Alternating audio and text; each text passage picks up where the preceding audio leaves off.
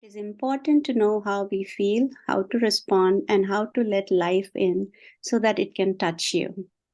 Life talks, but the question is, are we listening? Welcome, friends. Welcome to Life Talks. Our speaker today is a woman who not only listens to life, but she lives life with great vibrancy and breathes life into life itself. She lives and follows the saying, be the change you want to see. She's a leader who leads by following. She does superhuman feats while remaining simple human at the core. Gita Sharma Balakrishnan graduated from the School of Planning and Architecture, New Delhi, followed by practical training at the Center for Building Performance and Diagnostics at Carnegie Mellon University, Pittsburgh, USA. She underwent a training program on stabilized mud blocks and other alternative methods of construction at Indian Institute of Sciences, Bangalore. She worked with an NGA, Association of Voluntary Actions and Services, as a shelter coordinator in the slums of Bangalore. It turned out they needed an architect to coordinate their shelter activities. That's how she began her involvement with land and housing rights of the urban poor. While her role was primarily that of an architect, the lines were blurred between an architect's role and that of a social activist. She is now a trustee of AVAS. She started Ethos with the intention of making the architectural and civil engineering community alive to the changes happening globally and in our country in the field of architecture and construction. Just as other architects build structures, Gita decided to build stories, minds, and ideas. With this thought, the foundation of Ethos was laid in 2002 to create awareness of our built environment, to provide more opportunities to budding professionals, and to provide a platform for upcoming young designers and civil engineers. Today, Ethos has developed to be a bridge between students undergoing education in colleges and the outside professional world. The goal of Ethos is to nurture an ever-growing community that upholds the best of architecture, construction, design, and engineering. In Gita's words, her main objective is to be the wind beneath the wings of all these young minds that are to shape Indian architecture in the years to come. Gita has won several awards for her outstanding contribution in the field of architecture. Some noteworthy mentions are Outstanding Member Award for Indian Institute of Architects for 2 consecutive years, President's Trophy of Outstanding Contribution to the Activities of IIA, an award from the Shelter Promotion Council and the Woman of the Year Award 2023 by D-Arc Build. She has spoken at over 200 events. Gita was on the shortlist of the top 25 people in Kolkata in the Lead India campaign by the Times of India. Gita is also an avid runner. She has completed 4 full marathons and multiple half marathons. Gita Balakrishnan completed her journey on foot from Kolkata to Dhaka in the year 2022 to showcase the essence of unity through design. Prior to that, she walked a 1,700-kilometer journey from Kolkata to New Delhi to raise awareness on the role good design can play in changing lives. Life Talks is very happy and proud to welcome Gita, to share her story and to give us the privilege of seeing the woman behind the motivational speaker, change maker, architect, marathon runner, mentor, author, wife, mother, and many, many roles she takes on effortlessly. Welcome, Gita. Thanks, Anu. Thank you for that. Some very beautiful words that you put there. And so here we are. Yes, so this is going to be a lot about my walk from Kolkata to Delhi, my endeavors where I was kind of bringing together my personal passion of running, which actually I began only in the age of 45 in 2014. Prior to that, I was not really, I enjoyed physical fitness to an extent, going to the gym or gentle walks, but like anybody else does. But actual running and pushing my body kind of started only in 2014, post which we went on to kind of test myself with the first 3 years. It was 10-kilometer runs, And then we went on to try our hand. This is with me and my husband. Fortunately, he shares the passion for running and physical fitness as well. And so 2014 was the first 10K. And the second year, I kind of started doing well in my age category. I came in third, and then I came in first. Then moved on to 21K runs, where again, the same thing happened. And then we took on a coach. And then I actually did the first full marathon, I think, in Kolkata in 2018, if I'm not wrong. And after that, I've done 3 more. So it's been 4 full marathons. So yes, this whole endeavor of Kolkata to Delhi actually was undertaken by me at the age of 53. So even if I say it so myself, it was no mean feat. It was hard. It was beautiful. There were a lot of fantastic memories I created along the way. I'll begin with one of my favorite memories.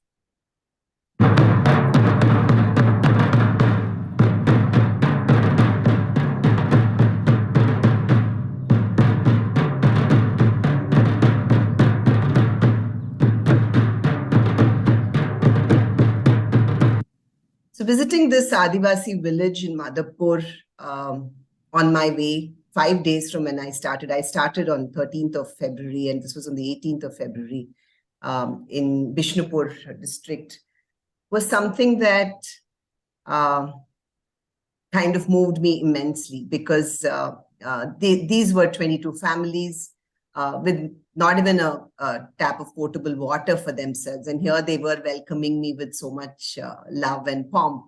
Not even, I mean, knowing, I think, pretty much that I had nothing to give them, but I was there just to hear them. And it moved me tremendously that you could be so giving despite having not much for yourselves. And these 2 men you see on drums, actually 3, the third one as well. On conversation, I realized that they had actually rented these drums because they couldn't afford to buy drums for themselves. And, they did perform at various events, and like they were at political rallies, at weddings, they were invited as a team to go and perform like this. And every time they had to rent drums. So in fact, this year on 15th April, which is their Poila Boishakh and our New Year of sorts, is where I went and gifted them a set of drums. And it was again a very beautiful moment, because the girl I interacted with when I went there, Maloti is her name, her mother Surbala is a crusader there. Maloti is going to be the first woman graduate from that village. And she turns out to, be appointed as the principal of the small school that was being inaugurated there. So these were stories that, one kept relating to when one went back, and it felt really nice. Now I'm going to quickly take you through a little personal journey, because Annapurna said to talk about what started all this, or, where I started my life and things like that. So it's a little animation that I'll quickly take you through, so you know who I am a little bit. So I was born in 1968, incidentally in Kolkata. My father was posted here, but I think I moved out of here when I was barely a year old, and we moved to Hyderabad. So many of you here are Telugu, and I can read and write Telugu very well.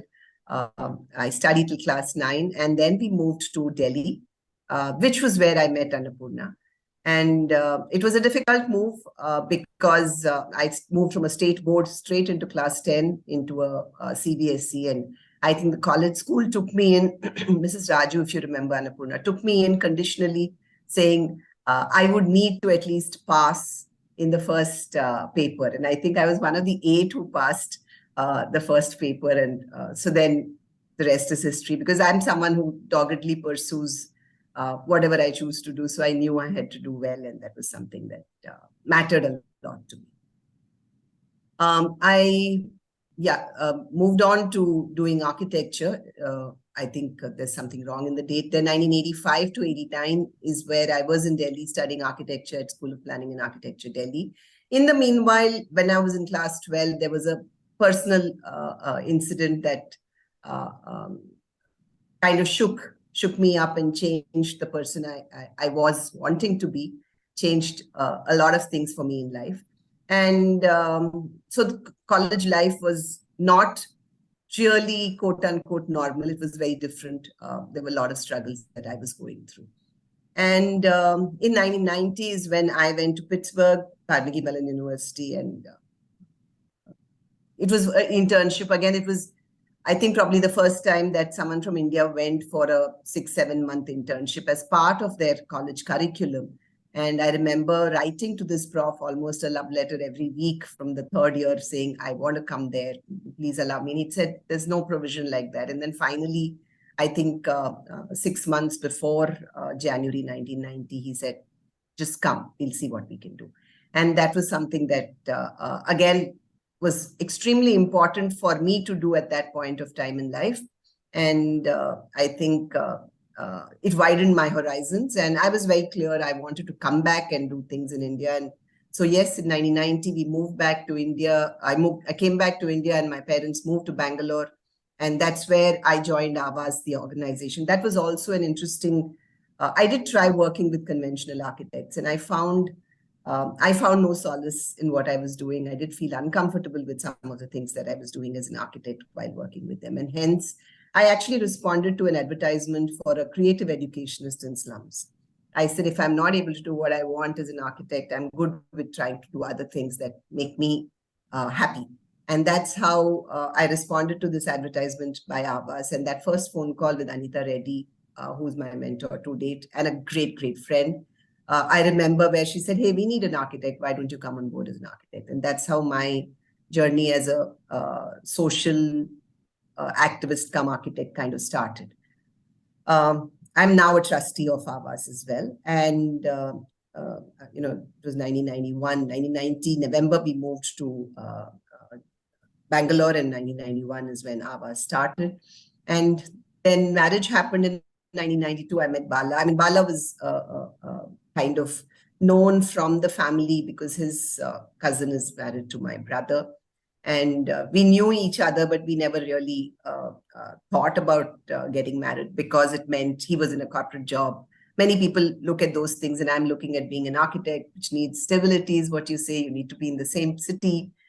So there were a lot of these things that happened. But in 1992, when we moved to Bangalore, after we moved to Bangalore, I think Cupid struck, and over a period of time, we decided that, yes, we'll make it work. So 1994 is when I had my first son, Pranav, who's now, in fact, pursuing surgery in West Virginia, Huntington, at Marshall's Hospital. And he's married, and his wife, incidentally, is also a Telugu. And she's following internal medicine as her course. And so that's a little image of Aavas, the kind of meetings we would have at 6 a.m. Before they went to work, or on a Sunday at 6 a.m. for sure, before they got drunk. Many of them would use their weekly savings or weekly earnings to actually blow it up on liquor. So we would spend time with the women, talking to them. So it was a lot more than, that's not me, that's Anita. But it was a lot more than just doing what architects do, looking at buildings. It was looking at people, understanding why they do what they do, understanding why they build the way they build. So it was a lot of education for me of a different kind. In 1995, Aavas, incidentally, there was an opening with a Indo-Danish project, and Anita asked me if I'd like to, apply for it, and I did. I got through there, but again, I was not comfortable with what I was doing there, so it was going back to Aavas in a sense. In I think so, 1997 to 2000 was Aavas. In the middle, in 1996, 97, Bala's job took him to Saharanpur. And Saharanpur is a small, sleepy little town in Uttar Pradesh. And someone like me who's fired up to do things with work suddenly finds herself in a quiet location. And how do we take this? Fortunately, it was 1.5 years, and that's the most I could take of not doing too much. But I did find things to do. I did start writing for magazines, and again, spent time looking at the colonial structures in Saharanpur and looking at landscape, because there were huge gardens and things like that that we could write about, learn about. So there were things like that happened. And then 2000. So 1998 is when I had my second son, when I moved back to Bangalore from Saharanpur is when we had Gaurav. And Gaurav is now, incidentally, again at Carnegie Mellon. He's going to be defending his PhD next month. And we'll be happy to be there with him when he does that. In 2001 is when we moved to Calcutta. And that's when I realized that what I was doing with the social sector was not really something I could do at Kolkata. And while, it was difficult because Bangalore was comfortable, I would have liked to pursue my career there. It was a move that Bala could not say no to. And, I think in retrospect, it was the best move because all that I'm doing now in this current avatar started because of this space in Kolkata, this time in Kolkata. So 2001 is when I conceptualized ethos. Because working with slums and working with the poorer communities here meant knowing the language, and I wasn't at that point very adept at it. Also, a lot of political associations are required to work with some communities in some cities, and that was also something that I did not want to get into. So ethos happened, and my discovery of what I could do with ethos also as I went along is something that I kept learning about. So the first quiz on architecture ever is something that started on the 9th of November 2002, and it kind of moved to various locations in the country, different formats, and it's one of the biggest quizzes on architecture that I run today. We've also done a book on documenting the questions that have been asked over a period of time. This was interesting because this was also a time when reading was kind of getting cut, right? Because internet had suddenly come in with a bang. As we went on around 2005, 2006 is when it started that people were researching online and not really reading. So Acumen kind of tethered them back to the library in some ways. If they wanted to excel, then they kind of read. And there were various competitions. I'm not going into the depth of it, but design competitions started. I took Acumen to Sri Lanka. The award that you mentioned happened. Some of the other awards happened. In 2008, even before that, I think I connected with a dear friend, Shyama Ramani from France, who chose to build toilets for a village in Tamil Nadu called Kameshwaram. And we did an experimental one with students from NIT Trichy, where we built a panchayat toilet, which was completely sustainable and, with materials that could go back to earth in a sense. And they were composting toilets. They are called eco-sands. And that was also a very beautiful experience. I did take Acumen to Lahore as well. So that's something, that was another trip, very special. There were many people who chose not to go because they were concerned about what it would be like to be in Pakistan. But it was something that I think was, again, one of the best trips that I've had and made some very, very good friends. I did something in Vietnam. I'm not getting into it. In 2018, I started, pre-COVID, I started an online learning platform. And it had the first mover advantage. We were roaring, and then COVID happened. The first 6 months, 8 months, I mean, many people did not, they were grappling with what is this animal called Zoom and, Skype. And we were always a virtual office. Even now, we work as a virtual office. And so it came very naturally to us. But about a year down the line, we realized there were so many more players in this space, and we had to reinvent ourselves again. It was around 40, when I was 48, I went and met this architect. And I think I'd like to say this here, who's again a dear friend, who told me that this is that time in life where you could look at what you've done so far. And, 50 to 60 is the period, is like a golden period, is where you can probably accelerate for a little while. And then maybe at 60, you kind of start slowing down. So she said you could look at your life and decide what you want to consolidate on, what you want to leave behind, and what you want to start anew. And that's how we said start. And yes, that's kind of the whole story of what I am and, the different things that I did and why I made those choices.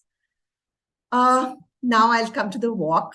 And this happened, and why it happened is something I'll tell you as we go along. But this image in a glimpse tells you about the 2 walks. There have been more, but these 2 walks are the ones that started. I did the first walk in February last year, 1,700 kilometers, 2,572,420 steps, 7 states. And this is from my Garmin. So I know that these steps are kind of there. 7 states, which was West Bengal, Jharkhand, Haryana, Rajasthan, Madhya Pradesh, Uttar Pradesh, and Delhi. I touched about 849 villages, towns, and cities along the route. It was over 70 days and 350 hours. And the second walk was between 2 countries. It seemed a little bit like a cakewalk, doing 306 kilometers. Last time around this time is when, November 7th is when actually I reached Dhaka. That was the day that I was welcomed in Dhaka. And I think November 11th was around the time that I came back to India. I didn't come back walking, of course, I flew down, but yeah. Some of the images of my different walks. I also recently did Konarak Puri Bhubaneswar. And this was done as a walking studio where I walked with colleges, students walked with me certain stretches, and we did little assignments along the way for them to understand how to work with communities, how to engage with communities, what to look out for, and so on. So yeah, these are some of the beautiful images of my meeting with different people, different welcomes that I received. And I think this image on the right bottom down here is along the river Tamas in Madhya Pradesh, where I'm sitting with this priest who had been officiating at this Hanuman temple for over 40 years. And we as architects believe that it's so beautiful to conserve our heritage the way it is. And I think all of you also like it when you go to a temple and you see those beautiful stone finishes. And this man here was telling me with great glee that this Hanuman temple, which is really old, some benefactor actually got it lined with orange ceramic tiles. It kind of broke my heart, and he was happy because he said it looks nice, I'm able to keep it clean, and it's easy to maintain and so on. And I go back to my community of architects and say, what are we doing here if we are not going to be intervening and trying to help in such situations? Mornings, sunrises.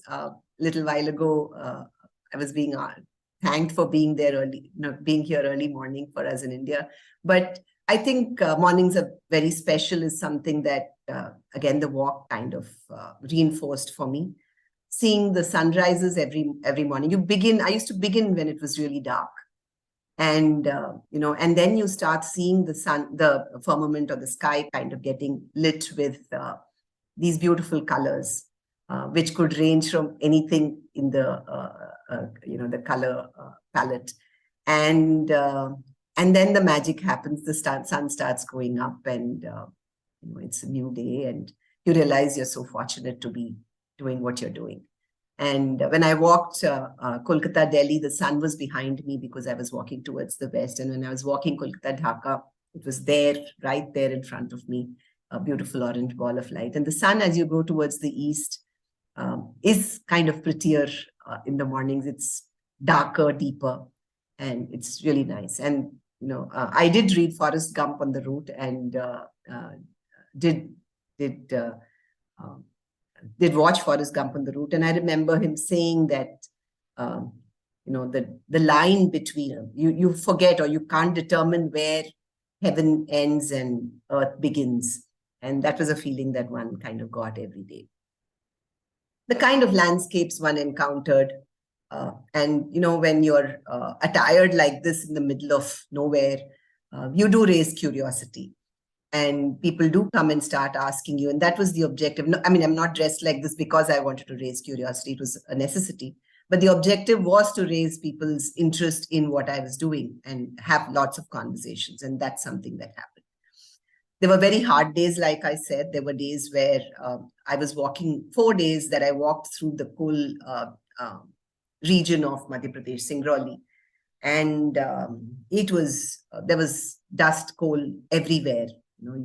There was almost an inch of dust under my feet as I was walking. And if a vehicle or a bus or a truck happened to pass by, then I was enveloped in this tornado of dust of sorts.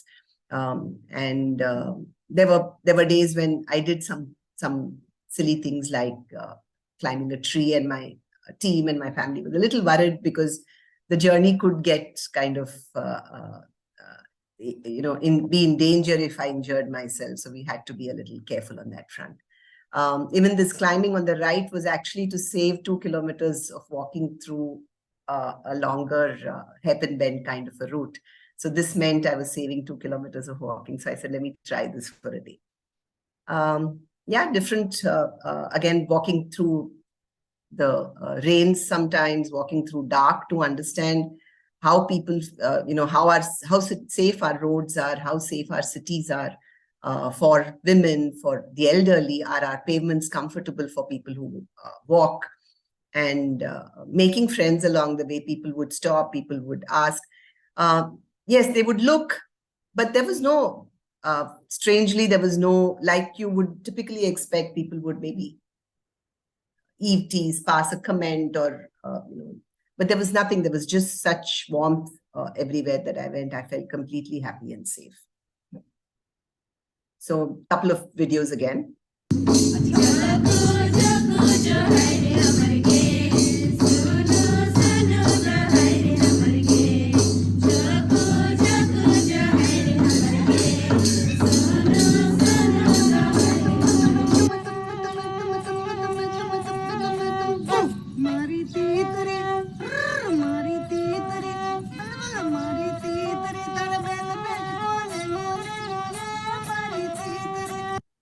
So it was pure joy experiencing some of these things. The girls on the right are from an NGO called Asha in Namkum in Jharkhand, and they're children of brick kiln workers. Parents go away for 8 months at a stretch. So children are either whiling their time away on these sites, or they stay back with parents, with grandparents or other relatives. And this NGO kind of took care of 240 kids across 4 centers and was a very happy place to be in. And this man, not just our colors, but our lives at that point in time kind of resonated, because he was nomadic. He was earlier playing at the forts in Rajasthan, then came to Orcha, and then here in Gwalior that I met him. Well, I love you. We love you, ma'am. Well, I love ma'am. We love you, ma'am. We love you, ma'am. I love you all. So being with kids like this and talking to them, showing them. So I carried with me various kinds of presentations that could engage people. And for them, I had presentations that talked about how birds make their nests. I had videos how bees make their hives, how a lion lives in its den, and they would watch completely spellbound.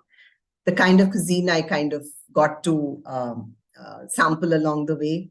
The first one, the one that you see, which is Muri and Gugni, which Murmura or whatever we call them in different parts of our country. That's at that Adivasi village that I first showed you. We sat around, after we finished our interactions, we sat around in a circle with this pot of boiling Gugni in the center. And Gugni is nothing but green peas, dried green peas cooked. And this is their fare. And they had this huge sack of muri that they were doling out to all of us, and we had a nice meal together. I thought vegetarian fare would be difficult to come by, particularly in the Bangladesh route, but I was pleasantly surprised with the hospitality as well as the kind of cuisine that one got to sample. So yes, it was a terrific journey from Kolkata to Delhi. And it all started with an article that I read in 2017 by Priya Dutt, who talked about a walk from Mumbai to Amritsar with her father. And that walk happened in 1987. It was for peace. So I'm not even getting into, it was not the cause that kind of caught my eye, but it was the whole idea of walking from one place to the other and the magic that can happen along the way. And that got me thinking. So while I read about it in 2017 and I started thinking about it in 2017, it was actually into 2022. It took 5 years for the idea to kind of come of age. I read about others who walked, so to give me confidence that I'm not undertaking a completely mad assignment. I realized there were others who had done some of these things, connected with some of them. Nipun Mehta, incidentally, I think spoke at Cornell recently as well. is somebody who gave up a lucrative job in the US, came back to India with his wife, and walked 1,000 kilometers through the villages of India. He set out from Sabarmati southwards. And mine was a very planned journey. I'm extremely meticulous, so I kind of knew where I was going to finish every day. Like I said, 20 kilometers today, 28, 32, 40. So it was kind of something that in my mind I was planning, but for him it was more a trip of impulse, not really impulse, but a spontaneous journey of walking that you felt like stopping somewhere, you stopped, and then you moved on. And he did not even carry any money on him. So he and his wife walked. So it was a very spiritual search for them, and my search was very different from that. Siddharth Agarwal walked along the Ganga from West Bengal to it's the Sangam.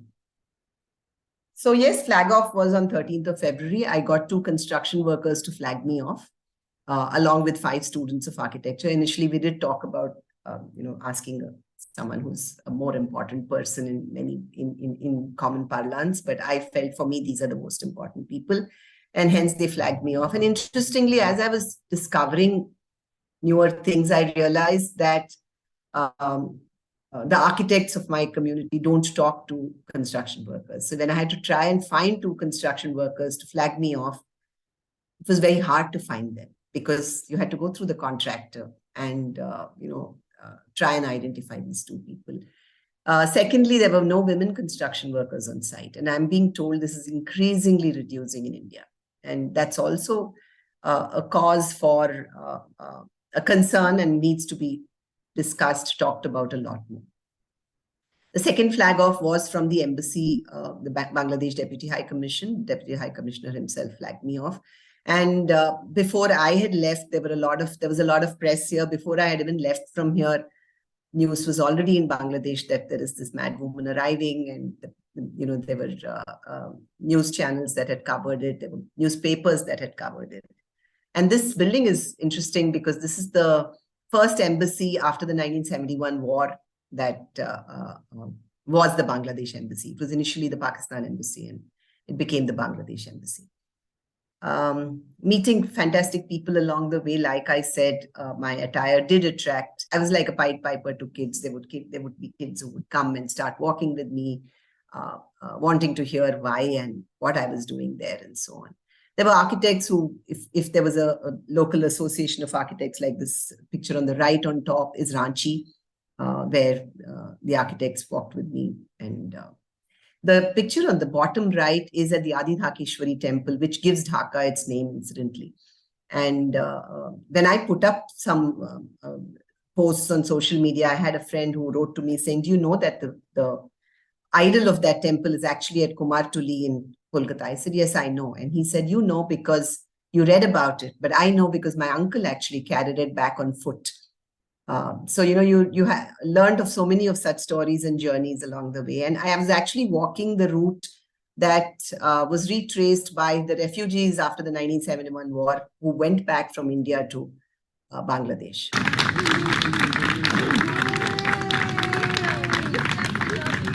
This was a symbolic walk on the last day when I concluded. You can see my mother also in the center. It was a 3-kilometer walk from Rajghat to Red Fort that we did. And we had common people, we had doctors, someone from the army, someone from police, architects, students of architecture, school students, and so on. And this kind of completed that first journey. This was the crossing from Bangladesh from India to Bangladesh across the border, received by this architect, Shahryar Rahman. I carried the flag from the Deputy High Commission. I had asked them to give me a flag. And this was the last day of my walk to Dhaka.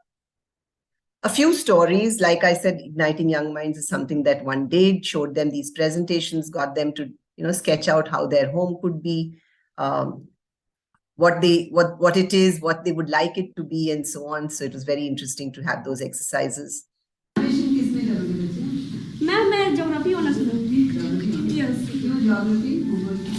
Ma'am मेरा ये favourite subject है, मेरा अधिकतर marks इसी में रहता है। जो भी मैम हमको पढ़ाती है उसमें बहुत अच्छे से फोकस करती हूँ और मुझे अच्छा लगता है ये पृथ्वी के बारे में, इन खेत जमीन, ये पहाड़ नदियाँ पानी, हर एक चीज़ के बारे में जानना भी बहुत अच्छा लगता है।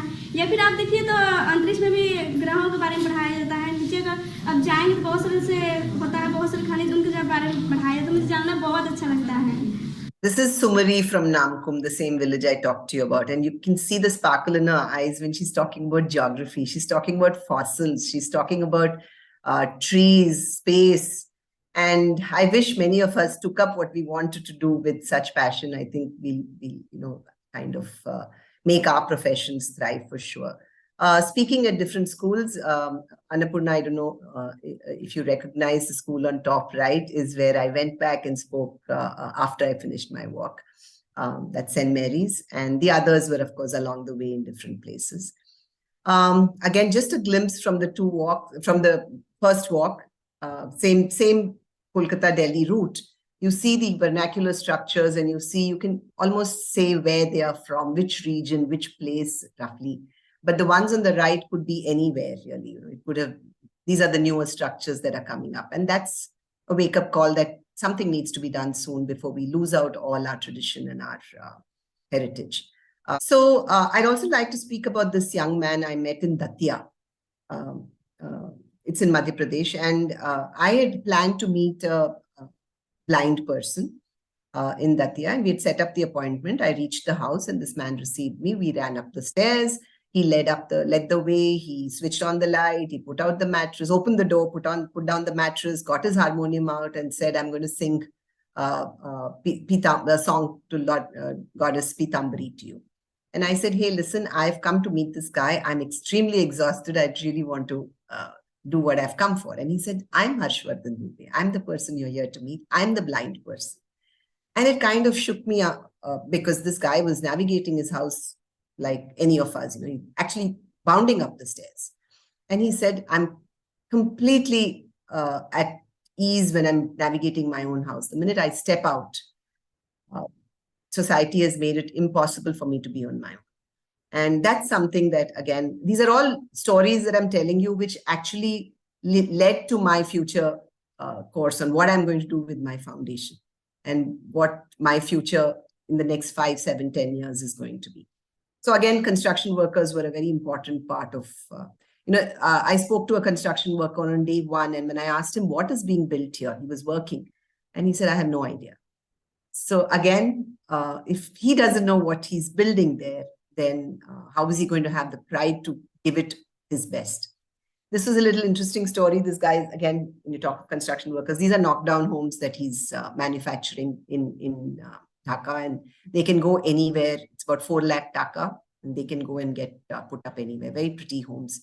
So he had opened his drawer gently and got out these 3 fantastic cookies, which seemed to be extremely precious to him. He had got them from some bakery in Dhaka, and he shared them with me with a nice, lovely cup of tea. And then he slowly gave me his letterhead and said, "This is my address. Will you be my partner, business partner on Indian side and help me market this there?" So if there are any takers, this is something that will really go well in India as well, I think. But again, this is a story. These structures came about in during the British times, the way of putting these up also. And I think they're really, really beautiful. Being on stilts, because Bangladesh water table is very high, those homes are on stilts. I talked about interactions with common people. So I just had to stop for a stretch. I was stretching. I needed to stretch every 3 hours or so. I needed to stop at the end of 3 hours to have a little sandwich. And I stop and there would be a crowd around me and we would be talking about why I'm there and asking them about what their homes are like and why they build the way they do and how we can look at their traditional ways of building and the modern construction and see what comes together. There were curated interactions, of course. Bottom right is the Lions Club in Renukut, organizing it for teachers. On the left on top is the NTPC in Singrauli. Casual conversations. I took flashcards, which would be just put around. This guy on the right is actually a politician so I was being wary. I was not engaging too much with him, but a politician in Bangladesh. A nursing school. on top left, they had sang a beautiful song for me. And I realized that they were all graduating in a week from then. This is Chandwa in Jharkhand. And they had never been to a hospital, a big hospital. They've been only in a primary healthcare center. Can you imagine the culture shock that they would have once they went there? The Lifeline Express below is a train. 1991 is when it was started. It runs as an operation theater in different villages 12 months of the year. This was in Majoli in Madhya Pradesh. And again, my question to my architect friends is, if surgeons and doctors can give of their time, why can't we run design clinics across? Yes, I walked a lot of highways and expressways, and I realized that what we are doing, I mean, they're fantastic for someone who's driving, without a doubt. You get there in no time. But for someone who's walking, and our highways, people still walk. They walk to their place of work. They go from village to village, grazing their cow maybe. There could be a child on the right side of this highway wanting to go to school on the left side of the highway. And that's when they try to take the shortcut, cutting across, and accidents could happen. So what are we doing when we plan our highways? And there are no trees. There are no resting places. Toilets. I mean, many of you would be curious to know what I did when I had to use the toilet. And I had to do what common people did. I had to use the trees. I mean, the first day I used the bushes, it was like the breaking of a glass ceiling. I had my team kind of standing guard like bouncers, but it was like breaking of a glass ceiling. And then one did use abandoned structures. Of course, our petrol bunks were a saving grace. You see Bala walking with me. He walked about 400 kilometers off the 1700 kilometers with me. He could take 2 weeks off from work. So I was happy to have him with me for 18 days of my walk. I'd like to just play this video. जितनी महिलाएं थी, मैं बोली कि हम महिलाओं का ये है, हमारा महिला का शौचालय है. हम महिला बाहर जाते हैं तो हमें दिक्कत होता है. हमें 4 बजे रात में जाना पड़ता है, 5 बजे भोर में जाना पड़ता है. फिर हमें यदि दिन में भी हो, कोई अगर सपोज दैट कोई हमारे यहाँ गेस्ट ही आए या तो दिन ही है, उस समय हमें बाहर जाने के लिए काफी दिक्कत है. So this lady is Rani Mistry, a woman mason in Latehar, and she started masonry only to build toilets because she realized the importance of toilets in a woman's life, actually in a woman's life. I have seen women squatting in all kinds of places, and they would do it at 3 in the morning, 4 in the morning, and it's not just it's dignity to a large extent, but it's safety as well. At all odd hours having to use. And while we say that, government has built a lot of toilets and these people don't use them, we don't even try to understand why they don't use them. If we did, we'll probably do things a little differently. A bucket of water costs them labor. They have to travel to a place to bring a bucket of water and pay for it as well sometimes. So they'd rather use it for more precious purposes than use 1 lota of water in the fields. So if we understood these things, we'd probably look at doing community toilets in places where water is an issue and get them managed. So yes, these are the areas that I'm going to be focusing on. Hands That Build, we've launched Project Shrama, where we're working with construction workers in Maharashtra. Traditional Wisdom, I call it Bodh, building on design histories, where we are looking at documenting our traditional practices to an extent and making it available to all. Inclusive Society, where we design for persons with disability. We're calling it Project Udita, and we've started work on these 3. Design literacy, of course, going and telling people about what we do and what designers and architects do, because that was a constant. Nobody knows as architects. Nobody knows there's something called architecture. And we're doing it through fellowships, walking studios, publications, and so on. And I'd like to end with this beautiful collage of people I met along the way. And I say that it's our cause and our responsibility too. And with a quote, which I remember writing for one of my essays in school, but I think it must be my quote because I've Googled it enough times and I haven't found anything like this. But it goes, you need to have a dream for a dream to come true, and have faith in the future that's waiting for you. So I'd like to end with that. And thank you, Annapurna, for this opportunity.